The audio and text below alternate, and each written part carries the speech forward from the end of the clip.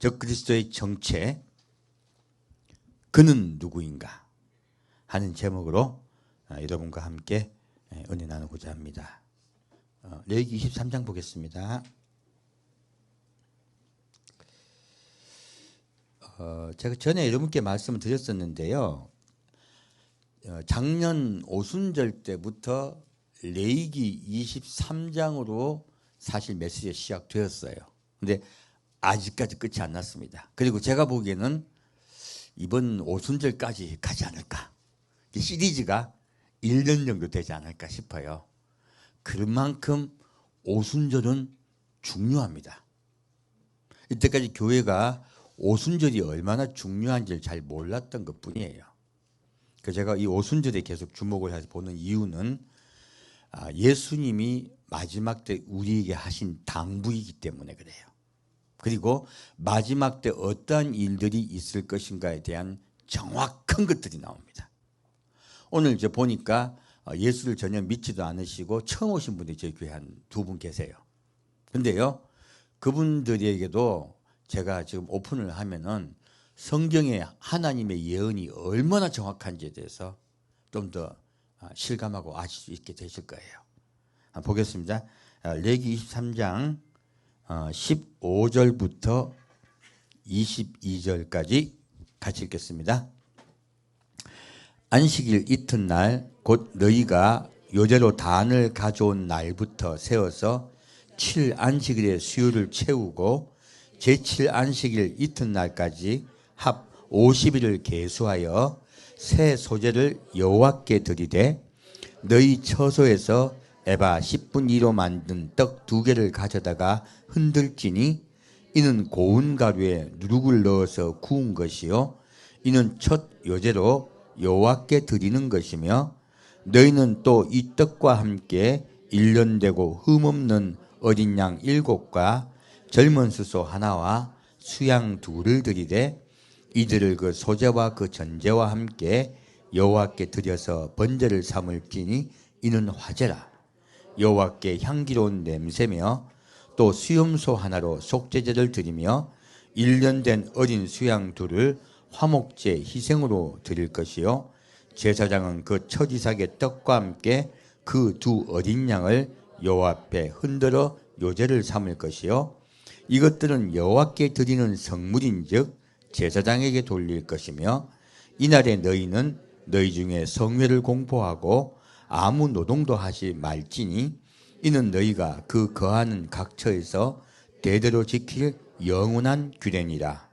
너희 땅에 곡물을 벨 때에 반 모퉁이까지 다 베지 말며 떨어진 것을 줍지 말고 너는 그것을 가난한 자와 객을 위하여 버려두라. 나는 너희 하나님 여호와니라. 아멘. 제가 성경 말씀 중에 가장 중요한 말씀이라고 지금 매번 말씀드리고 있어요. 바로 레위기 23장에 지금 오순절의 제사법에 관한 것이에요. 이때까지 교회가 여기서 잘 몰랐던 거죠. 근데 여기 보면 사실은 15절 말씀 보면 안식일 이튿날 곧 주일입니다. 주일날 너희가 곧 요제로 단을 가져온 날부터 무엇입니까? 예수 그리스도의 부활 성천하신 날이에요. 바로 이날 예수님 주일 새벽에 예수님이 부활하셨습니다. 그리고 성천하셨어요. 그리고 그것을 기념하기 위해서 예수님 태어나시기 1700년 전에 뭐 했습니까? 흔드신 거예요. 바로 하나님은 예수님 태어나시기 이미 1000몇백 년 전에요. 새벽에 그날 예수님이 부활하시는 그 주일날 새벽에 들판에 나가서 처지삭, 보리의 처지삭을 흔들라 하셨어요. 보리의 처지삭을 흔들면 그것이 툭툭 껍질이 벗겨지고 알이 튀어나옵니다. 바로 새 생명이에요. 예수 그리스도가 새 생명을 얻을 것이며 부활하실 것이다 라고 이미 예언하신 것이에요. 그래서 이미 예수님의 부활은 예수님이 부활하시기 이미 1000몇백 년 전에 이미 하나님이 공표하셨고 그리고 너희는 그것을 매년 기념하라 하신 거예요. 그 기념하고부터요. 자, 7일 7번 세라고 합니다. 7일 7번 세면요 7, 7, 49에 50일째 되는 날 바로 다시 또 주일이에요. 바로 그 주일날이 바로 오순절이에요. 그래서 오순절이라 합니다. 순자 십자 순자죠. 그래서 50일 뒤에예요. 그 뜻이에요. 그 50일이 지난 후 무엇입니까? 오랜 세월이 지난 후에요. 오랜 세월이 지난 후에 다시 내가 이 세상에 올 것이다 라고 하신 거예요. 초림의 예수는 어린 양 예수로 오셨지만 재림의 예수는요 왕으로 오세요. 이 오순절은요 왕으로 오시는 예수님에 대한 예언이라는 것이에요. 이미 지금 이 성경이 적힌 것은 지금 우리 때로부터 3,500년 전에 쓰여진 책입니다. 굉장히 문자가 생긴 지 얼마 안 된 상태에서 말씀하신 거예요. 바로 예언해 주신 것이에요. 그러나 그 3,500년에 쓰여졌던 이 예언이요 우리에게는 현실이라는 것이에요. 그래서 뭐라고 말씀하고 계십니까? 7안식의 휴를 채우고 제7안식일 이튿날까지 합 50일을 계수하여 새 소제를 여호와께 드리되 라고 하신 거예요. 그래서 이 소제 제사를 얘기하고 있습니다. 소제는 곡식 제사입니다. 바로 밀가루 제사예요. 밀가루로 떡을 만듭니다. 그리고요 떡 2개를 가져다가 흔들지니 이는 고운 가루에 누룩을 넣어서 구운 것이요. 누룩은 불리는 것이요. 무엇입니까? 죄입니다. 우리 모든 사람은 죄로 인하여 죽게 되어 있다는 것이에요. 오늘 제가 보니까요. 오늘날 보니까 많은 분들이 우리 모든 사람은 죽게 되었다는 사실에 대해서 감각들이 없어요. 현재를 계속 살려고 그래요.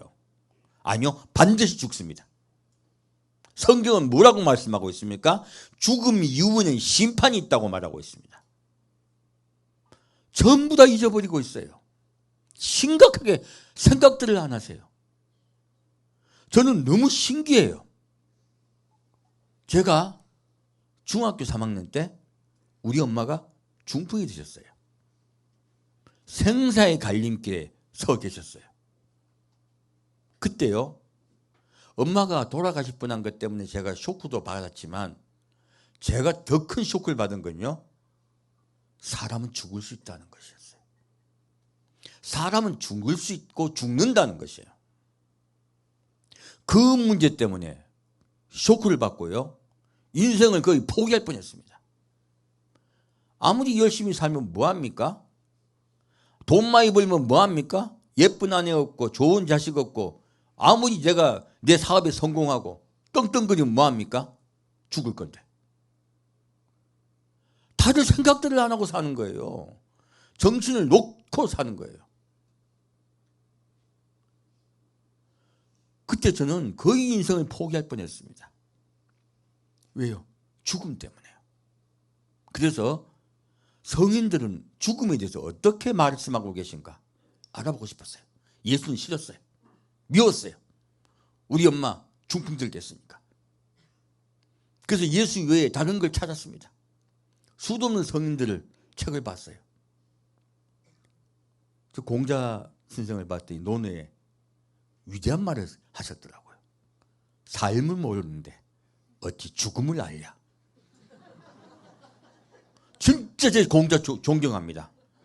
그렇게 솔직할 수가 없어요. 소크라테스는 뭐라고 말했습니까? 소크라테스는요. 나는 죽음 이후에 무엇이 있는지 모른다고 했어요. 더 구체적으로. 그러므로 죽음 이후에 무엇이 있는지도 모르고 두려워한다는 것은 논리적으로 맞지 않다라고 소크라테스는 말하고 있습니다. 그래서 제가 소크라테스도 너무너무 존경합니다. 왜요? 제가 깨달은 것은요. 성현이라고 말씀 듣는 분들은 정직하다는 것이에요. 그 두 분을 만나 뵙고서 제가 마음에 위안을 얻었습니다. 아, 죽음에 대해서 솔직하게 생각하시고 고민하고 결론을 그렇게 내신 분들이 계시다는 것은 저로서도 희망이었어요. 근데 마음의 절망감은 가시지 않았습니다. 왜요? 죽음 이후에 대한 것이 해결이 안 됐어요. 마침 고3 때 죽음 이후의 문제를 제가 알고 싶었을 때 너무 절망해서 너무너무 제 인생이 나락이었기 때문에 하나님에게 처음으로 기도를 했습니다. 일단 대학교 가서 다시 고민하자. 그리고 하나님께 대학교 합격만 시켜주시면 내가 예수 믿겠다고 기도를 했습니다. 그리고 하나님 저를 대학을 합격시켜주셨어요. 그리고 본과 1학년 때 그때 저는 예수를 만났습니다. 얼마나 좋았는지 몰라요. 죽음에 대한 답을 찾은 거예요.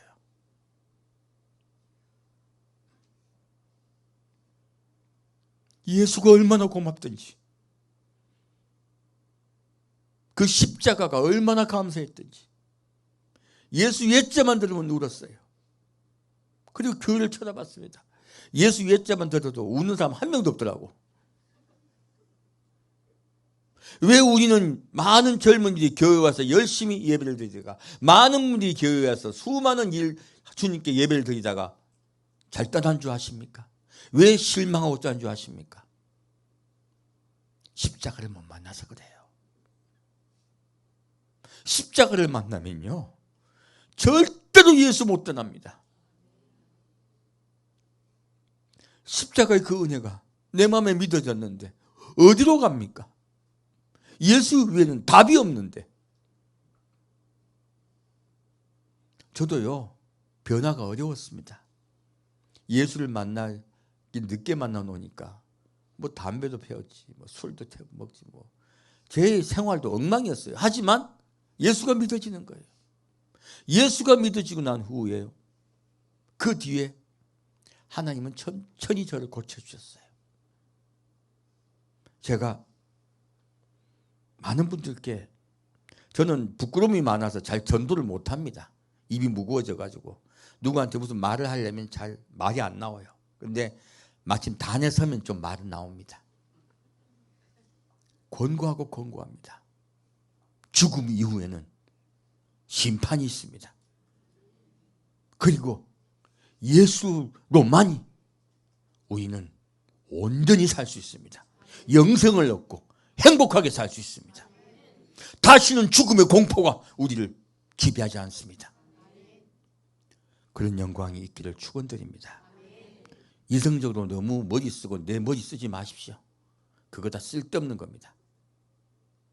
내가 보니까 뒤에 한 분 머리 막 굴리는 게 더 보여요. 머리 굴리지 마십시오. 마음으로 다가오시길 부탁드립니다. 제 평생 고민했던 죽음에 대한 저는 해답을 얻었습니다. 해답을 얻기를 축원드립니다. 지금 그 이야기를 하고 계신 거예요. 지금 이 누르고 그것을 구워요. 무엇입니까? 예수의 십자가예요. 이 구웠다는 것은 고통입니다. 예수의 십자가에 못 박혀 돌아가신 고통을 인하여 산다는 뜻이에요. 그도 예수와 같이 살 것이다. 무엇입니까? 요제는 무엇입니까? 아까 흔들었죠?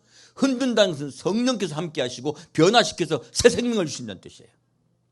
마지막 때 예수가 오시기 직전에 너희는 새 생명을 얻고 변화되어 죽은 자는 잠든 자는 다시 새 육체가 새로 받아 부활될 것이요 성천할 것이요 살아있는 자는 산채로 육체가 변화되어 들려 올라갈 것이다 말씀하고 있는 것이요. 각 처소예요. 지금 계속 말씀드렸습니다. 그리고 다시 지금 이제 환란에 들어갑니다. 이제 다시 너희는 또 이 떡과 함께 1년 되고 흠없는 어린 양 7과 어린 양은요 고난의 양이에요. 곧 환란이에요. 어린 양 7과 젊은 수소 곧 왕이신 예수예요. 힘센 수소죠. 그리고 수양 둘 예수를 보좌하는 자 둘이에요. 바로 여기서 이 오순절의 가장 중심 누구라고 했습니까? 두 증인입니다. 바로 예수를 보좌하는 힘센 양들이에요. 둘을 드리되 그 소제와 전제와 함께 여호와께 드려서 번제를 삼을지니 번제는요 완전히 태워드린 제사입니다. 하나님께서 내가 완전히 받으시겠다는 거예요. 여호와께 향기로운 냄새며 또 수염소 하나로 속죄제를 드리며 이 수염소는요 속죄제는요 소를 잡으면 민족 전체 회중이나 아니면 제사장이 범죄했을 때예요. 근데 지금 수염소입니다. 염소는 족장이 범죄했을 때입니다. 바로 이스라엘을 이야기하고 있습니다. 이스라엘의 범죄를 내가 죄를 사해 주겠다는 것이에요. 그리고 1년 된 어린 수양들을 화목제 희생으로 드릴 것이요. 자, 아까 지금은 수양들이었습니다. 그 수양이 무엇으로 변합니까? 화목제로 변합니다. 바로 그들이 순교할 것이라는 것이에요. 그리고 그들의 순교의 피로 내가 무엇을 하겠다? 이스라엘의 죄를 사하여 주겠다는 것이에요. 놀라운 말씀이세요. 죄를 사하면 반드시요 죽음의 희생이 있어야 됩니다. 제사장은 그 첫 이삭의 떡과 함께 그 두 어린 양을 여호와 앞에 흔들어 요제를 삼을 것이요. 자, 두 번째 요제가 나와요. 무엇입니까? 지금 두 떡덩이와 함께 두 어린 양, 곧 1년 된 수양이죠. 이것을 흔들어 요제를 삼을 것이요. 무엇입니까? 이때도 또다시 하나님께서 그들을 데리고 가시겠다는 거예요. 그들을 부활 승천시키고 그리고 아버지께 받으시겠다는 거예요. 이게 두 번째 요제입니다. 근데 여기서요 화목제라고 나와 있어요. 우리 화목제에 대해서 좀 더 알아보고자 해요. 화목제는 히브리어로 제바의 세라밈이랍니다. 뜻은요 희생물을 뜻하는 제바와 완전한 정다운 평화로운 이런 세라밈이라는 두 글자가 합한 것이에요. 무엇입니까? 희생 제물을 통하여 너와 나 사이에 완전해질 것이다. 너와 나 사이가 평화로워질 것이다. 하나님과 우리 사이는 왜 지금 거리가 멀어져 있습니까? 왜 인간은 죽어야 됩니까? 죄 때문입니다. 그런데 이 희생을 통하여 화목제를 통하여 너희와 내가 너희의 죄가를 내가 멸하며 없애며 내가 너희와 평화 곧 내가 너희를 살리겠다는 것이에요. 하나님은 영원하세요. 그러므로 내가 너를 영원히 살게 해주겠다는 뜻입니다. 우리의 죽음이 이제는 사함을 받는 것이에요. 여기에서 우리가 화목제도 깊이 알아봐야 될 것이에요. 화목제는요 이 제사의 전부를 드린 게 아니고 내장에 덮인 기름과 내장에 붙은 모든 기름, 콩팥과 그 위의 기름, 허리 근방에 있는 것과 간에 덮인 껍풀과 콩팥과 함께 되게 되어 있어요. 이 다 무엇입니까? 이것들은요 태워드려요. 이것들은 우리 속에 숨겨져 있는 죄들입니다. 그걸 허물의 죄라고 그래요. 사람들은 자기가 의로운 줄들 알아요. 아니 의로운 분들 많으세요. 아무리 의롭다 하더라도요 속 안에는 허물의 죄가 숨어 있습니다. 이것을 제가 메시지로 전해드립니다. 아담 때 범죄함으로 인하여 우리 속에 무엇이 들어왔다고요? 악이 들어왔습니다. 그러므로 나도 모르게 내 속에 들어온 이 악이요 숨어 있어요. 이것을 허물의 죄라고 합니다. 이 허물의 죄 때문에요 아무리 선하게 살아도 천국을 갈 수 없는 것이에요. 그래서 하나님은 이 허물의 죄를 다 태워드려요. 너희는 할 수 없다. 누가 합니까? 성령님이 하세요. 성령님이 너희 모든 허물의 죄를 다 없애줄 것이다. 누구를 통하여? 예수를 통하여. 그리고 거기에 그럼 살은 어떻게 할까요? 놀랍게도 이 살은요 제사장만 먹지 않습니다. 화목제 제물은요 제사장만 먹지 않고요 또 화목제 제물은 소, 양, 염소, 암수 다 괜찮습니다. 화목제 제물은요 구분이 없어요. 구분이 없고요 비둘기만 안 됩니다. 왜 안 되는지 말씀드릴게요. 이 화목제 제물은 다 다시 드리지 않고요 어떻게 하냐면 모든 회중이 다 나눠 먹습니다. 어떻게 먹는다고요? 다 나눠 먹습니다. 무엇입니까? 하나님과 사람 사이가 평화가 찾아오면요 사람과 사람 사이에 평화가 올 것이다. 내가 네가 소였던 양이었던 염소였던 괜찮다는 거예요. 염소도 괜찮다는 거예요. 죄가 많아도 괜찮다. 나에게 나와 너희 모든 죄를 자백하고 내가 돌이킨다면 모두 용서하고 그리고 너희와 너희 사이 함께 평화를 임할 것이다. 그러면 하나님은요, 그래서 성경은 뭐라고 말하고 있습니까? 마음을 다하고 뜻을 다하고 성품을 다하고 모든 목숨을 다하여 주 너희 하나님을 사랑하라. 또 이와 같이 내 이웃을 내 몸과 같이 사랑하라. 서로 사랑하고 화목하라는 것이에요. 이 화목제는요, 하나님과 사람과의 화목만 말하는 것이 아닙니다. 누구와 누구 사이도 화목을 같이 말하고 있습니까? 사람과 사람 사이의 화목을 같이 말하고 있습니다. 화목제의 의미를 아셔야 됩니다. 그럼 왜 비둘기를 안 준지 아시겠어요? 알게 됩니다. 비둘기는 양이 많습니까? 적습니까? 지 혼자 먹어. 하나님은 그 꼴 못 보시는 거예요. 혼자 먹어라, 나눠 먹어라. 이게 화목제의 의미예요. 우리 서로 사랑합시다.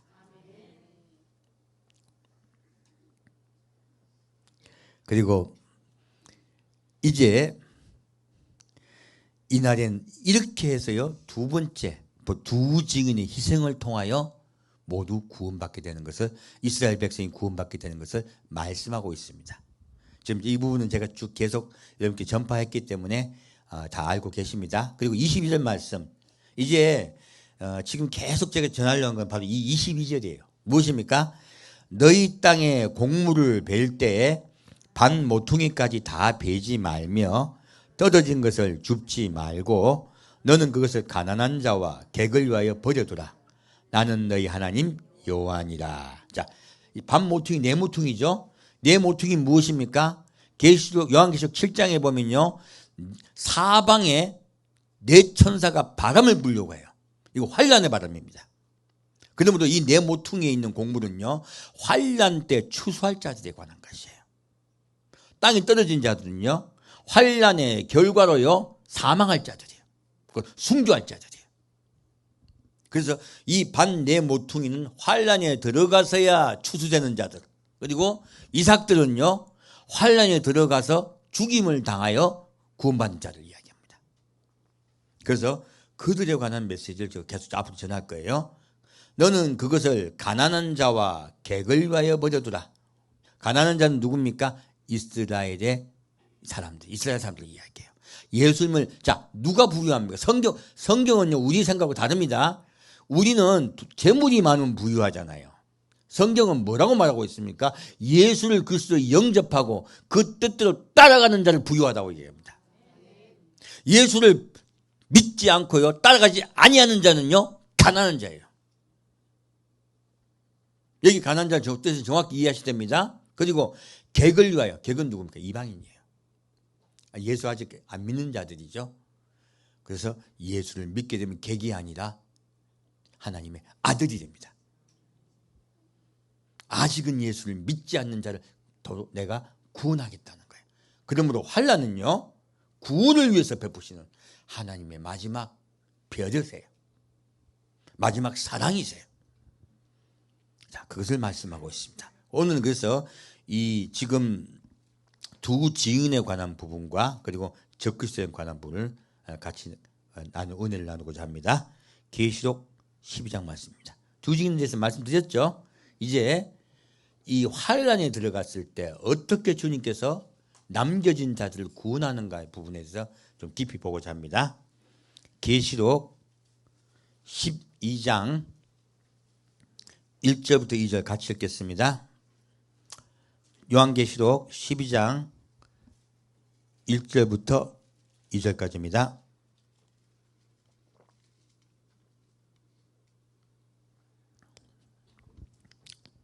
계시록 12장 1절 2절 같이 읽겠습니다. 하늘에 큰 이적이 보이니 해를 입은 한 여자가 있는데 그 발 아래에는 달이 있고 그 머리에는 12별의 면류관을 썼더라. 이 여자가 아이를 베어 해산하게 되매 아파서 애써 부르짖더라. 아멘. 여기 보면요, 하늘에 큰 이적이 있어요. 근데 해를 입은 여자가 있어요. 해는 누구세요? 예수세요. 예수는 새벽빛이라고 말합니다. 그래서 예수는 해라고 말씀하고 있어요. 그래서 해를 입었다는 뜻이 무엇이에요? 예수의 아내란 뜻입니다. 바로 교회를 말하고 있어요. 바울은 분명하게요, 에베소서에서 우리 교회를 예수 그리스도의 아내라고 말하고 있습니다. 바로 이 해를 입은 여자는 곧 교회를 말하고 있습니다. 그리고 그 발 아래는 달이 있고, 달은요 하나님의 계획을 이야기하고 있어요. 달은 무엇을 얘기한다고요? 하나님의 계획을 이야기하고 있습니다. 유대력은 달을 중심으로 그 절기를 지키고 있습니다. 이 절기를 말씀드렸죠? 절기는 뜻이 뭐에더라고 합니다. 뜻은 여호와의 절기, 그리고 정해진 때, 정해진 장소, 만남이라는 뜻이에요. 무엇입니까? 이 달을 이야기하는 것은 때가 있다는 것이에요. 내가 너를 구원하고 심판하는 것은 분명히 때가 어떻게 돼 있다? 정해져 있다. 그리고 그 정해진 때에 정해진 장소에 반드시 일이 이루어질 것이고, 그리고 너희와 내가 만날 것이다.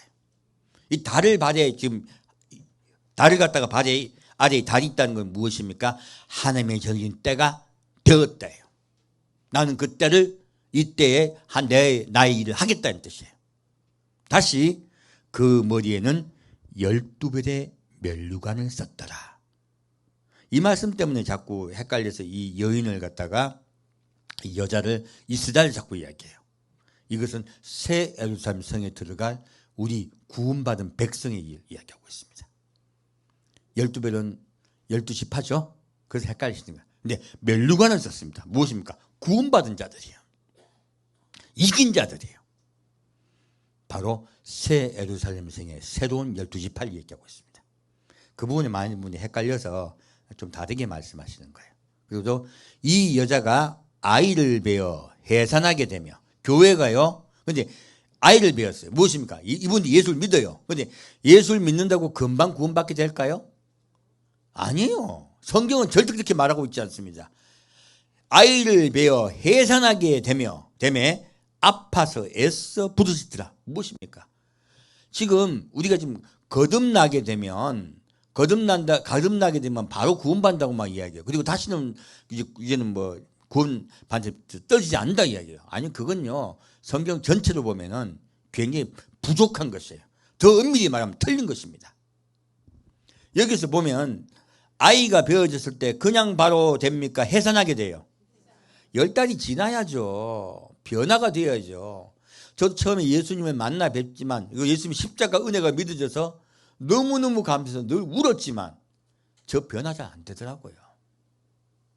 변화가 되는 것은요, 성령이 해 주셔야 돼요. 자, 우리가 휴고 되는 거 쉽다 어렵다? 어렵다. 교회가 애써 진통하여 이 아이를 낳게 돼요. 그렇게 성경은 말씀하고 있습니다. 우리 노력합시다. 늘 마음을 예수님의 십자가 사랑과 은혜 앞에 두어 매일 우리를 고칩시다. 자, 다시 3절부터 6절까지 같이 읽겠습니다. 하늘에 또 다른 이적이 보이니 보라, 한 큰 붉은 용이 있어 머리가 7이요 뿔이 10이라. 그 여러 머리에 7 면류관이 있는데 그 꼬리가 하늘별 3분의 1을 끌어다가 땅에 던지더라. 용이 해산하려는 여자 앞에서 그가 해산하면 그 아이를 삼키고자 하더니 여자가 아들을 낳으니 이는 장차 철장으로 만국을 다스릴 남자라.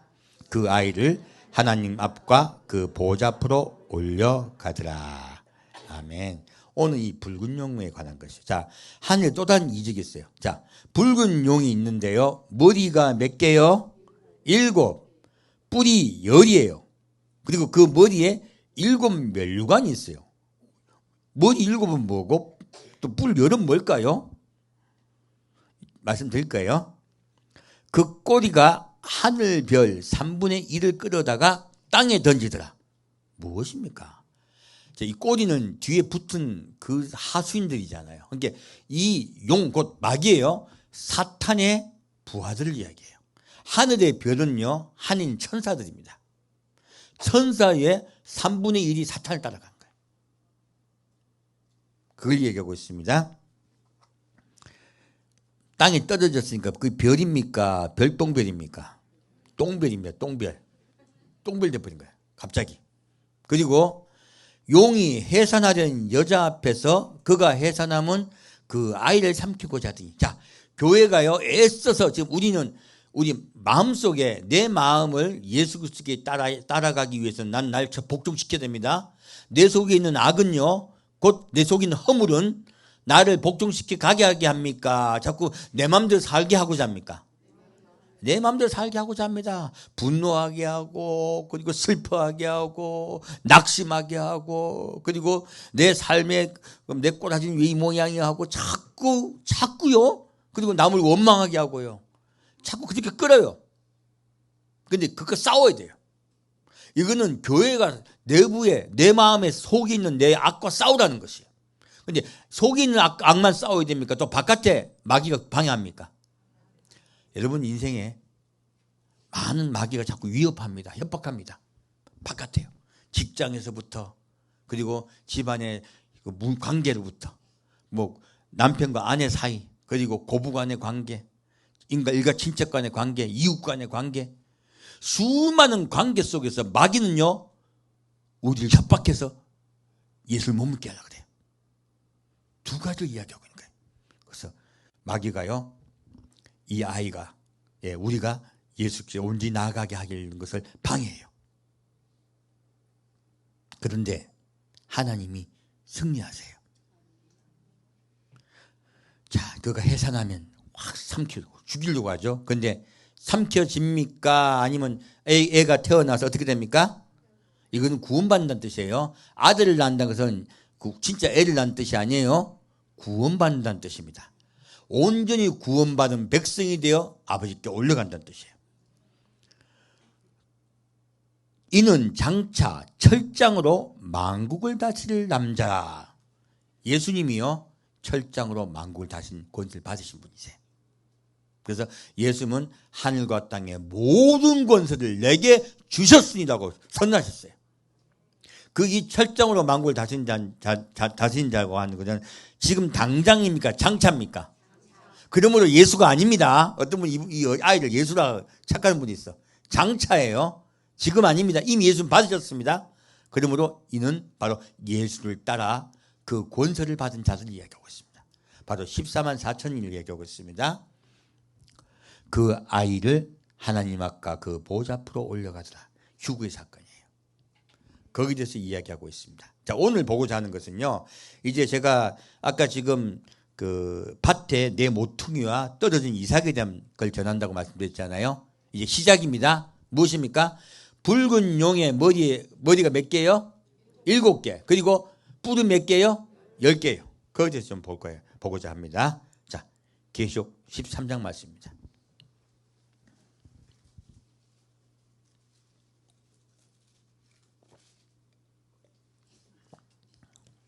계시록 13장 1절 2절 같이 읽겠습니다.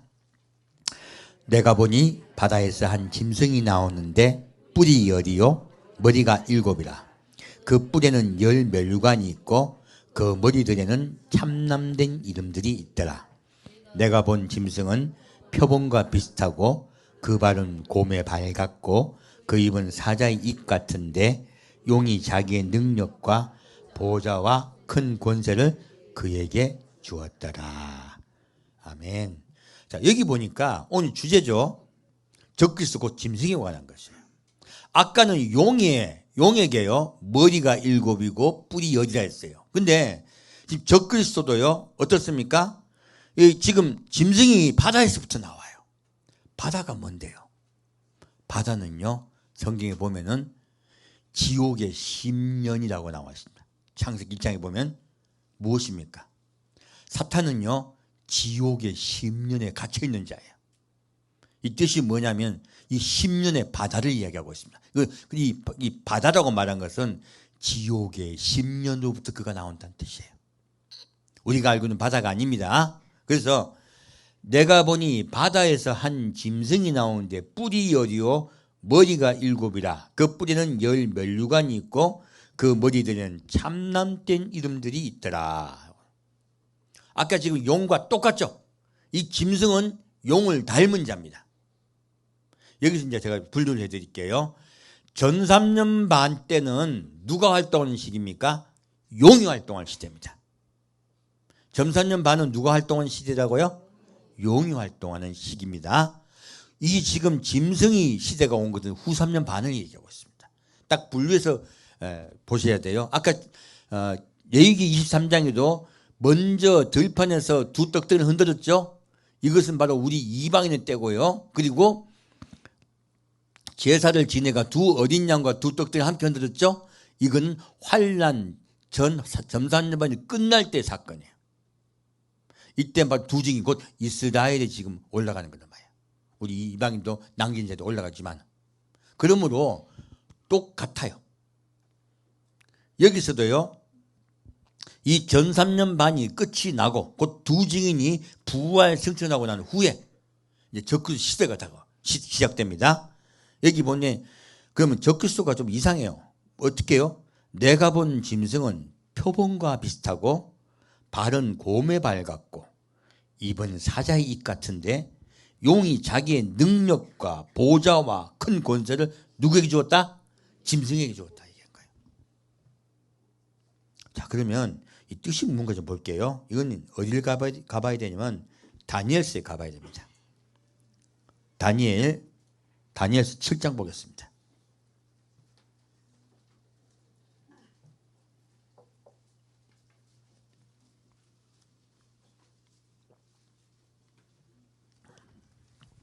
다니엘서 7장 1절부터 8절까지 같이 보겠습니다.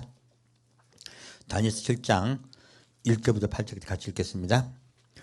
바벨론 왕 벨사살 원년에 다니엘이 그 침상에서 꿈을 꾸며 뇌 속으로 이상을 받고 그 꿈을 기록하며 그 일의 대략을 진술하니라.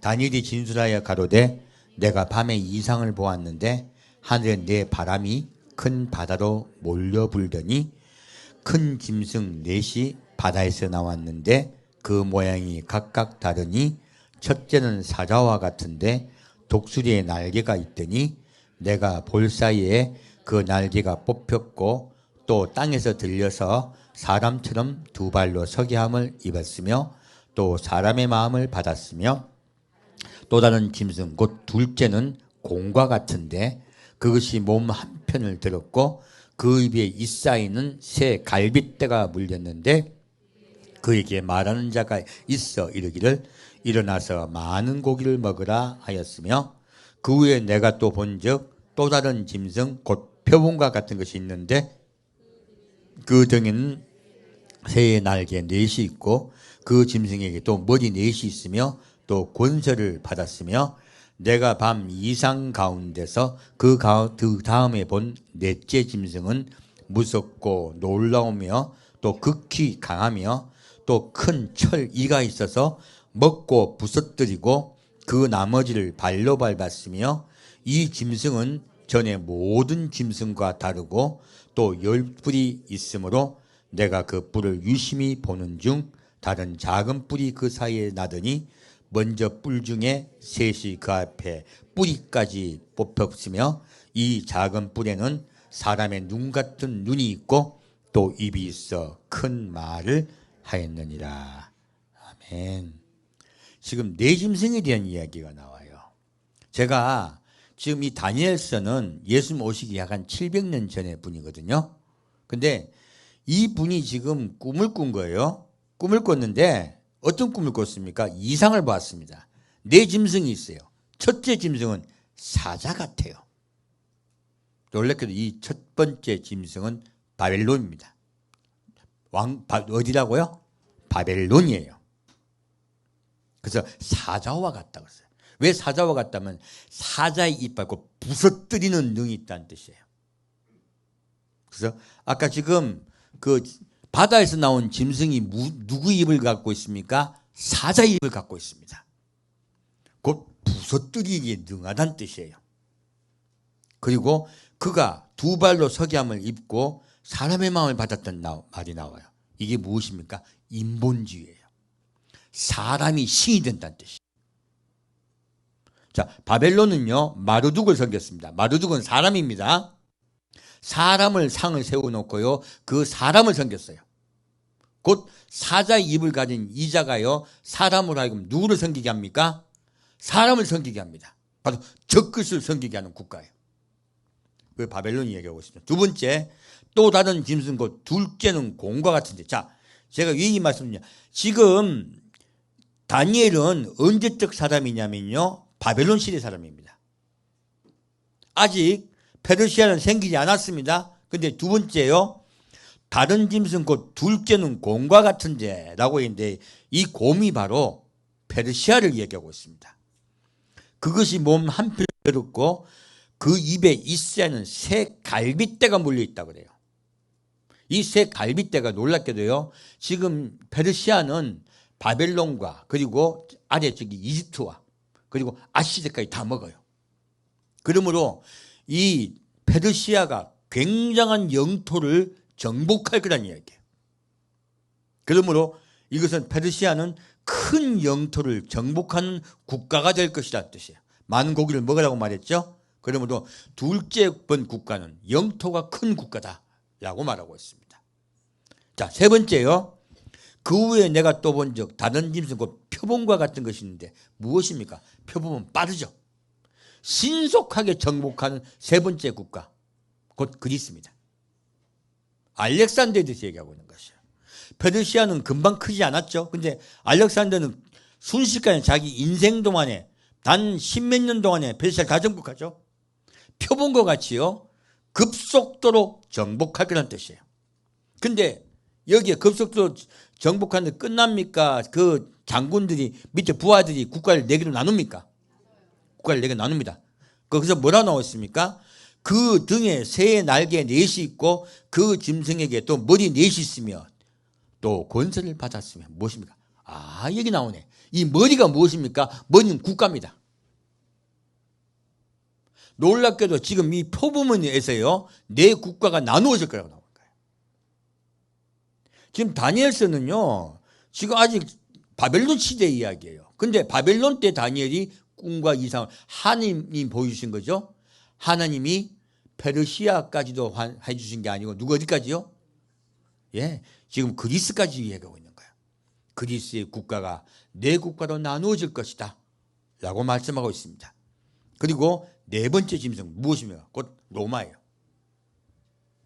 넷째 짐승은 무섭고 놀라우며 극히 강하며 또 큰 처리가 있어 먹고 부서뜨리고. 무엇입니까? 아까도 사자 이가 나왔죠. 곰의 발이 나왔죠. 표범의 모양이죠. 무엇입니까? 지금 적그리스도 곧 짐승은요, 짐승의 시대가 올 때요, 빠르게 정복할 것이며, 짐승의 시대를 그렇게 얘기하고 있는 거예요. 빠르게 정복할 것이며 강한 권세로 수많은 것을 부서뜨릴 것이고, 그리고 영토가 엄청나게 넓을 것이다. 곰의 발이죠. 지금 이 새 짐승을 빗대어서 지금 하나님이 앞으로 장차 이 땅에 나올 적그리스도 국가가 어떠한 국가인가를 정확하게 말씀하고 계신 거예요. 신속하게 정복할 것이며 광대한 영토가 될 것이며 온 세상을 부서뜨릴 것이다. 그리고 지금 로마 시대 이후에 지금 유럽이잖아요. 근데 뭐라고 말했습니까? 또 10뿔이 있다는 거예요. 이 10뿔은요, 바로 10뿔은 왕을 이야기하고 있습니다. 뿔은 무엇이다? 왕을 이야기하고 있습니다. 자, 그래서 내가 그 뿔을 유심히 보는 중 다른 작은 뿔이 그 사이에 나와서, 자, 10뿔 사이에 나와요. 먼저 뿔 중에 셋이 그 앞에 뿌리까지 뽑혔으며 이 작은 뿔에는 사람의 눈 같은 눈이 있고 또 입이 있어 큰 말을 하였느니라. 뭐 놀랍게도 이 작은 뿔이 적그리스도예요. 그러므로 이 적그리스도가요, 갑자기 나오면서 새 국가를 무너뜨릴 것이에요. 그리고 새 국가를 무너뜨리고 그가 왕이 될 것이에요. 그리고 전체 10뿔이 이 적그리스도를 따라갑니다. 왕들이 적그리스도를 따라가요. 전 세계가 지금 이 통치가 돼버릴 것이에요. 순식간입니다. 순식간에 적그리스도 국가가 될 것이며 넓은 광대한 국가가 적그리스도 국가가 될 것이며 그가 온 세상을 부서뜨릴 것이다 라고 말씀하고 있습니다. 그래서 성경 말씀이 무서운 것이에요. 놀랍게도 지금 우리 시대에 그리고 지금 그 제국들의 생기기도 전에 하나님은 미리 다 말씀하신 거예요. 그래서 아까 좀 발 아래 무엇이 있었습니까? 닭이 있었습니다. 하나님은 뭐라고 말씀하십니까? 정해진 때가 있다 말씀하세요. 그리고 그 정해진 때가 되면 반드시 내가 이 세상을 심판할 거다 라고 말씀하고 있습니다. 다시 16절부터 18절까지 같이 읽겠습니다. 내가 그 곁에 모신자 중 하나에게 나아가서 이 모든 일의 진상을 물으매 그가 내게 고하여 그 일의 해석을 알게 하여 가로되 그 내 큰 짐승은 내 왕이라 이 세상에 일어날 것이로되 지극히 높으신 자의 성도들이 나를 얻으리니 그 누림이 영원하고 이에 내가 넷째 짐승의 진상을 알고자 하였으니 곧 그것은 모든 짐승과 달라서 심히 무섭고 그이는 철이요 그 발톱은 노시며 먹고 부서뜨리며 나머지는 발로 밟았으며 18절까지네요. 자, 무엇입니까? 이 내 짐승이 무엇이라고요? 내 왕입니다. 그리고 지극히 높으신 자의 성도들이 나라를 얻을 것이다. 이 내 왕의 시대가 끝이 나면 누가 나를 얻는다고요? 예수님의 성도들이 나라를 얻을 것이다. 그리고 영원한 나라에 들어갈 것이다 말하고 있습니다. 바로 예수님의 지상재림과 천년왕국에 대해서 얘기하고 있어요. 오늘날 교회가 여기까지 안 가르치고 있죠. 하지만 정확하게 예수님 지상재림은 끝이다, 시작이다. 새로운 시작입니다. 다시 19절부터 22절까지 같이 읽겠습니다. 이에 내가 넷째 짐승의 진상을 알고자 하였으니 곧 그것은 모든 짐승과 달라서 심히 무섭고 그이는 철이요 그 발톱은 노시며 먹고 부서뜨리고 나머지는 밟았으며 또 그것의 머리에는 10뿔이 있고 그 위에 또 다른 뿔이 나오매 새 뿔이 그 앞에 빠졌으며 그 뿔에는 눈도 있고 큰 말하는 입도 있고 그 모양이 동류보다 강하여 보인 것이라. 내가 본즉 이 뿔이 성도들로 더불어 싸워 이기었더니 옛적부터 항상 계신 자가 와서 지극히 높으신 자의 성도를 위하여 신원하셨고 때가 이름에 성도가 나라를 얻었더라. 아멘. 지금 새로운 뿔이 나왔을 때 이 뿔에 뭐가 있다고 말하고 있어요? 눈도 있고 말한 입도 있고요. 그 모양이 동류보다 강하다는 말이 나와 있어요. 이 새로 나온 뿔에 대해서 또 메시지를 전할 겁니다. 입이 있고 말하는 자예요. 사실은 또 다른 짐승입니다. 짐승이 하나 더 있어요. 사실은. 그분에 대해서도 말씀드리겠습니다. 그리고 이 또 다른 짐승이요. 어떻게 해요?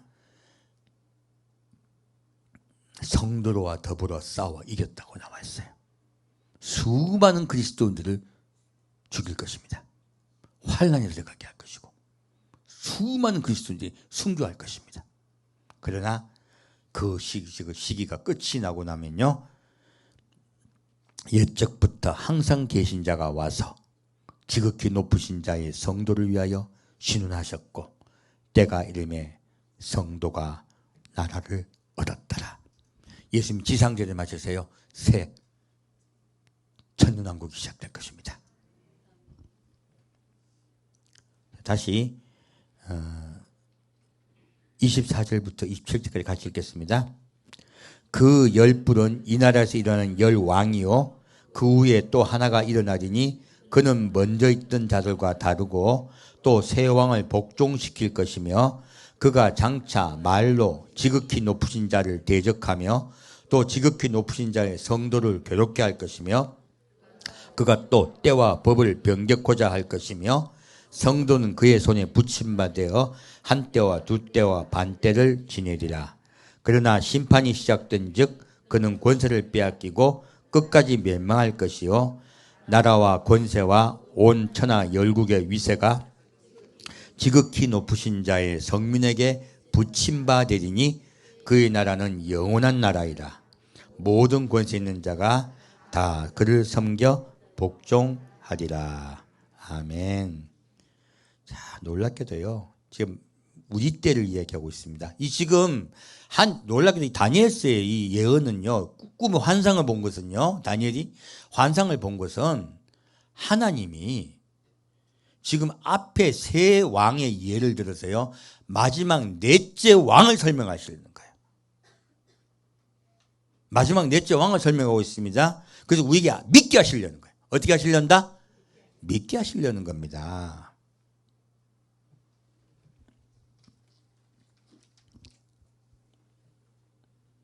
그래서 지금 앞에 것들을 나의 예언이 정확하다고 미리 보여주시고 난 후에 넷째 번, 곧 마지막 때 일어나는 적그리스도의 사건을 믿게 하시려는 거예요. 이해가셨죠? 그러므로 과거에 어떻게 했다가 얘기를 하는 게 아니고 장차예요. 장차 일어날 일에 대해서 우리에게 미리 알려주시고 너희는 대비하라 하시는 거예요. 자, 이가 어떻게 한다고요? 새 왕을 복종시킬 것이요. 그리고 말로 지극히 높으신 자를 대적하며 또 지극히 높으신 자의 성도를 괴롭게 할 것이며 아까 말씀드렸죠? 그리고 때와 법을 변개코자 할 것이며 성도는 그의 손에 붙임받아 한 때와 두 때와 반 때를 지내리라. 후 3년 반입니다. 후 3년 반의 고난이에요. 아까 설명 미리 드렸었죠? 적그리스도 때는 후 3년 반입니다. 그리고 그러나 심판이 시작된 즉 그는 권세를 빼앗기고 끝까지 멸망할 것이다. 후 4년 반의 끝에 예수님 지상대에 마실 때 심판을 적그리스도는 받을 것입니다. 자, 이제 좀 더 구체적으로 볼게요. 계시록 13장 말씀입니다.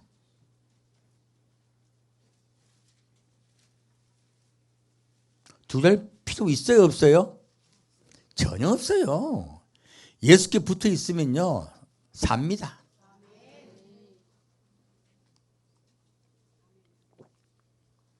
하나님이 알려주신 이유는 두려워하라고 하신 겁니까? 살으라고 하신 거예요? 예, 살리려고요. 자녀잖아요. 계시록 13장 3절부터 8절까지 같이 읽겠습니다. 그의 머리 하나가 상하여 죽게 된 것 같더니 그 죽게 되었던 상처가 나음에 온 땅이 이상히 여겨 짐승을 따르고 용이 짐승에게 권세를 주므로 용에게 경배하며 짐승에게 경배하여 가로되 누가 이 짐승과 같으뇨 누가 능히 이로 더불어 싸우리요 하더라. 또 짐승이 큰 말과 참남된 말하는 입을 받고 또 42달 일할 권세를 받으니라.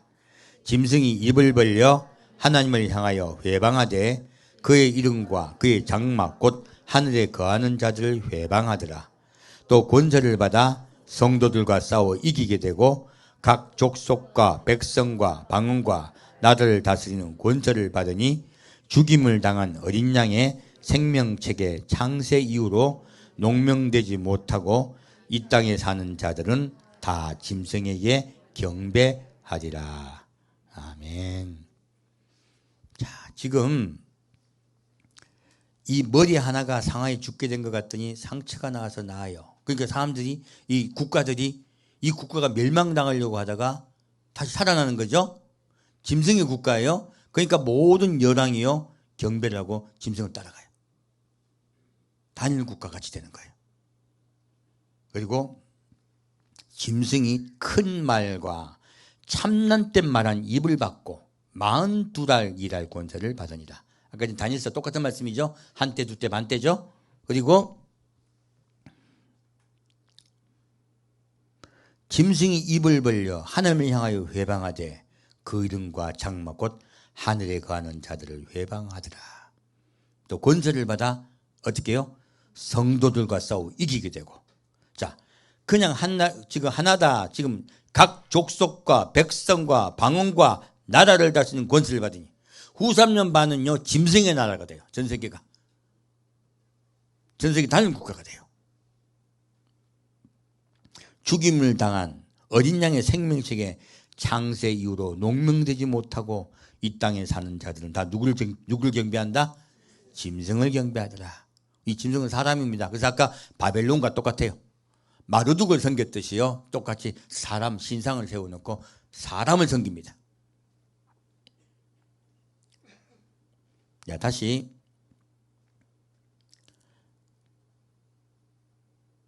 11절부터 15절까지 같이 읽겠습니다. 내가 봄에 또 다른 짐승이 땅에서 올라오니 새끼양같이 두 뿔이 있고 용처럼 말하더라. 저가 먼저 나온 짐승의 모든 권세를 그 앞에서 행하고 땅과 땅에 거하는 자들로 처음 짐승에게 경배하게 하니 곧 죽게 되었던 상처가 나은 자니라. 큰 이적을 행하되 심지어 사람들 앞에서 불이 하늘로부터 땅에 내려오게 하고 짐승 앞에서 받은 바 이적을 행함으로 땅에 거하는 자들을 미혹하며 땅에 거하는 자들에게 이르기를 칼에 상하였다가 살아난 짐승을 위하여 우상을 만들라 하더라. 저가 권세를 받아 그 짐승의 우상에게 생기를 주어 그 짐승의 우상으로 말하게 하고 또 짐승의 우상에 경배하지 아니하는 자는 몇이든지 다 죽이게 하더라. 아멘. 자, 지금 보면 이 짐승이 어떻게 돼요? 이 짐승에게 또 다른 짐승이 나와요. 이 또 다른 짐승은 어디서부터 나와요? 땅에서부터 나와요. 지옥은 어디 있습니까? 땅 밑에 있습니다. 그러므로 이 짐승은 땅 밑에 있던 자예요. 그 아까 짐승과 어떤 차이가 있을까요? 아까 짐승은요, 바다에서 나왔죠? 근데 이 바다에서 나온 짐승은 어떤 뜻이에요? 이 세상을 다스리는 권세를 받은 자라는 뜻이에요. 다니엘서도 마찬가지죠? 자, 바다에서 나온 자는 어떤 자다? 이 세상을 다스리는 권세를 받은 자다. 곧 왕이에요. 여기서 우리가 알 수가 있습니다. 놀랍게도 사탄은요, 하나님의 역사를 방해하기 위해서요, 똑같이 행동해요. 두 증인에 대해서 말씀드렸죠. 두 증인이 어때요? 한 증인은 정치자예요. 정치 지도자예요. 한 증인은 무엇이다고요? 종교 지도자예요. 똑같아요. 하나는 누구다? 한 짐승은 무엇이다? 정치 지도자예요. 또 다른 짐승은 어떤 자예요? 종교 지도자예요. 놀랍게도 마귀는요, 똑같이 행동합니다. 복사하려고 하나님 뜻을요. 여기 와서 지금 죽게 되었던 상처가 나은 자라 무엇입니까? 이 짐승의 국가가 멸망당할 뻔했다가요, 다시 회복되는 거예요. 어느 국가인지 모르겠어요. 그러므로 짐승의 국가는 반드시요, 어떻게 된다? 전쟁에 패하여 거의 멸망 직전에 갔다가요, 회복된 나라예요. 다시 회생하는 나라예요. 어느 나라인지 정확히 모르겠습니다. 처음엔 작은 뿌리였잖아요. 회생할 땐 작았잖아요. 근데 새 국가를 무너뜨려 버려요. 지금 그 이야기하고 있는 거예요.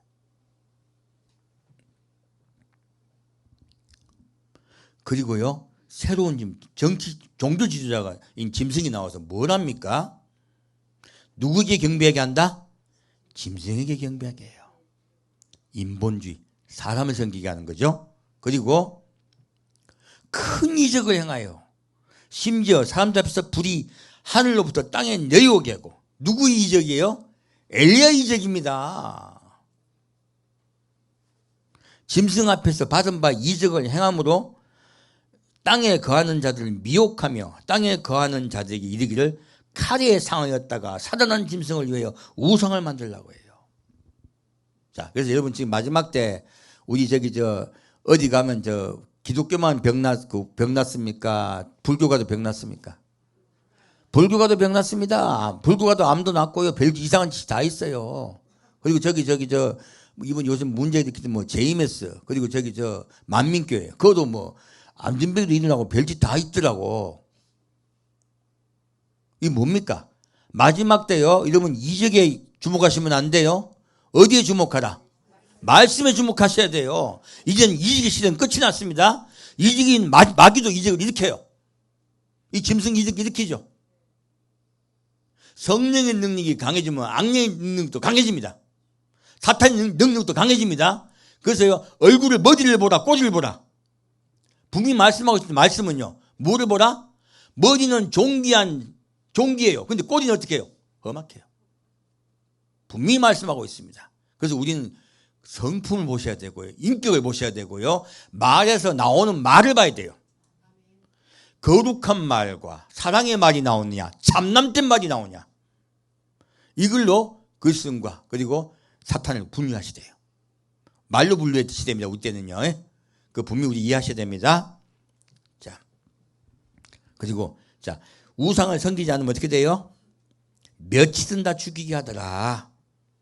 자, 다시 16절부터 18절까지 같이 읽겠습니다. 저가 모든 자, 곧 작은 자나 큰 자나 부자나 빈궁한 자나 자유한 자나 종들로 그 오른손에나 이마에 표를 받게 하고 누구든지 이 표를 가진 자 외에는 매매를 못하게 하니 이 표는 곧 짐승의 이름이나 그 이름의 수라. 지혜가 여기 있으니 총명 있는 자는 그 짐승의 수를 세어보라. 그 수는 사람의 수니 666이니라. 아멘. 자, 저가 이 지금 또 다른 짐승이죠. 종교 지도자예요. 저가 모든 자, 곧 작은 자나 큰 자나 부자나 빈궁한 자나 자유한 자나 종들로 뭘 하게 돼요? 오른손이나 이마에 표를 받게 해요. 그죠? 짐승의 표를 받는 시기가 때가 언제다? 후사년 반 때입니다. 제가 이거 계속 말씀드리고 있는데요. 요즘 자꾸 이제 또 짐승의 표에서 이야기가 나오고 또 지금 적글소가 지금 뭐 누구냐 해가지고 많이 올라와요. 보니까 뭐 트럼프란 말도 있고 저기 뭐 누군 또 저기 저 말 많아요. 또 뭐 저기 저 적글소는 또 누구라 그러더라? 또 저 어디요? 마크롱이요? 마크롱이요? 그리고 또 프랑스 대통령 하게 되고 또 누군 또 뭐랍니까? 저기 그 로마 카톨릭이라고 하는 것도 교황이라는 말이에요. 근데 교황은 오히려 또 다른 짐승일 가능성이 많죠. 근데 누군지 몰라요. 근데 조금 더 붙어볼게요. 좀 보다 보면 우리가 지금 많은 것들은요 성경이 아니에요. 참고사항이에요. 참조는 참조일 뿐이에요. 성경으로 말씀드릴 거예요. 자, 첫 번째, 짐승의 표를 받지 않으면 죽는 시대는 언제다? 후사년반이다. 두 번째, 짐승은 누군지 아직 밝혀진다. 아직 안 밝혀져 있다. 잘 모른다. 하지만 대강은 있습니다. 짐승은 한 마리다, 두 마리다. 이제 좀 더 성경 말씀만 좀 더 우리가 알 수 있겠네. 그리고 지금 이 표받게 하는 것은 현실이다, 상징이다. 현실이죠. 이거는 현실입니다. 지금 아까 다니엘서를 제가 왜 봤냐면 자꾸 상징이라 그래요. 아닙니다. 현실입니다. 반드시 이루어집니다. 자, 다시 계시록 13장 보겠습니다. 이제 계시록 17장 보겠습니다. 전쟁에 대해서 좀 설명을 드릴게요. 또 곧 세계 3차 대전이 곧 있다고는 막 영상도 많이 올라오시더라고. 아니에요. 이게 지금 지식이 부족한 거예요. 정확히 말하면. 성경 지식이. 자, 환란의 때가 들어가면요. 첫째 큰 지진과 기근과 온역이 있으리라 말씀 나와 있어요. 자, 환란 들어가면 무엇이 있다? 예, 지진과 기근과 온역이 있어요. 그리고 첫째 난리와 소란의 소문이 있을 거다 말씀하세요. 무엇이 있다? 난리와 소란의 소문이 있을 것이다.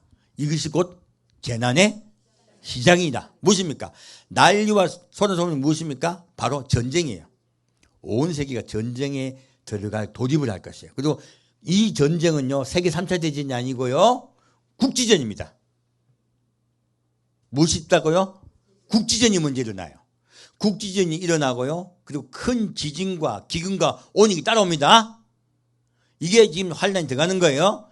환란이 들어가고 난 다음에 전 3년 반의 끝에요. 세계 3차 대전이 일어납니다. 그래서 계시록 8장에 보면요. 그 세계 8장이 그냥 헷갈리네. 그 계시록 3차 대전 때 인구의 몇이 죽는다? 3분의 1이 죽습니다.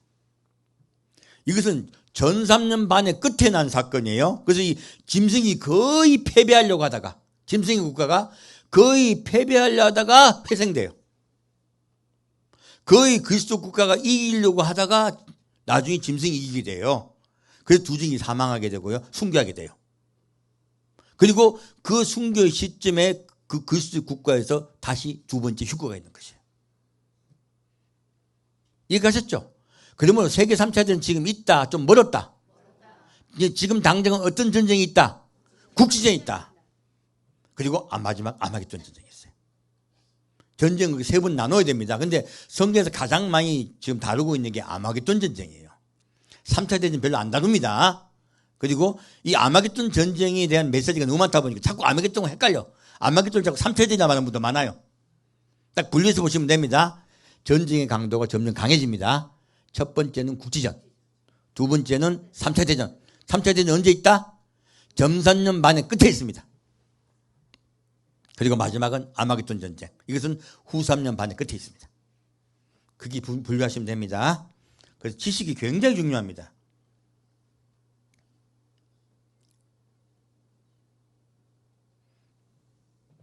자, 다시 요한계시록 17장. 너무 시간이 많이 갔네요. 오늘은 여기까지 할게요.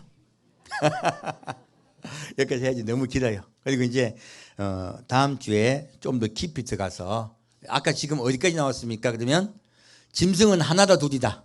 둘이다. 짐승의 시대는 언제다? 후 3년 반이다. 점 3년 반은 용의 시대입니다. 후 3년 반은 짐승의 시대입니다.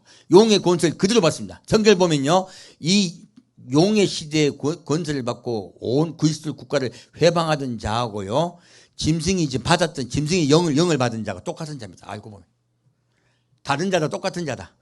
똑같은 자입니다. 근데 첫 번째는 용의 권세를 받았다. 그 다음에 짐승의 권세를 받아요. 그래서 짐승의 시대는 언제 시작된다? 후 3년 반이다. 자, 이거 기억하시면 됩니다. 이러겠습니다. 사랑하는 주님, 오늘은 짐승의 시대가 다가와 모든 백성에게 머리, 이마와 오른손에 짐승의 표를 받게 하고, 그리고 그 표를 받지 아니하는 그리스도인들은 모두 순교시키는 것을 배웠습니다. 주님, 그때가 되기 전에 먼저 우리가 예수께 나가겠습니다.